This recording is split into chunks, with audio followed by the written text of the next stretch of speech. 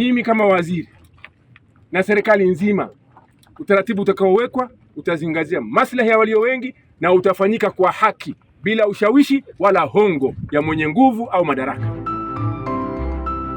Utaratibu wote utakaowekwa, hata tungeligawa lote, lazima utakuwepo utaratibu.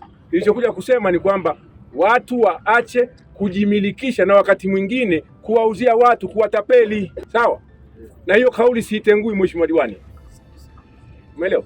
Na mkuu wa wilaya, unayemwakilisha mkuu wa wilaya mwenyeji na chama, lazima tutumie kienyeji, lakini utaratibu ukifika, watu waliomo kienyeji humu wajiandae kufuata utaratibu utakaowekwa.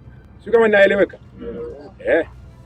Yaani wajiandae kabisa, na taarifa ifike kwamba kama kuna mtu kauziwa humu kwenye mipaka, ajue kadanganywa, na utaratibu huo wa kuuziana na kudanganyana usiendelee. Wachache watakaoweza waweze kupangwa vizuri, watumie vizuri, na asiwepo mtu wa kung'ang'ana ana heka 100, 200 kwamba yeye atabaki na heka hizo, kwa sababu si mali yake, hamiliki kihalali. Sio kama tunaelewana? Na dengu zikitoka humu tunakula mpaka Dar es Salaam. Ng'ombe mnawala wote, ng'ombe hawa wanaenda kuchinjwa mijini huko. Sawa ndugu zangu?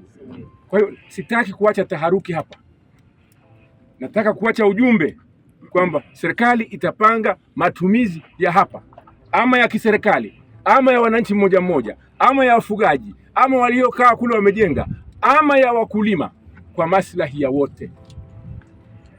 Sawa? Kwa hiyo niliposema jiandaeni kweli, kwa sababu kama ulikuwa na eka 100, utaratibu ukawa ni eka 2, utaachia 98 92. Hiyo si kujiandaa?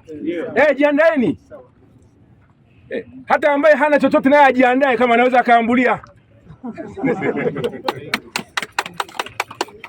Walioko humu wanaendelea kutumia kama kulima na kufuga kwenye ardhi ambayo tunapanga kuiletea utaratibu mzuri kuliko uliopo, na hatutakuja kwa kukurupuka au kutumia mabavu, na hatutaleta mpango ambao hautakuwa shirikishi.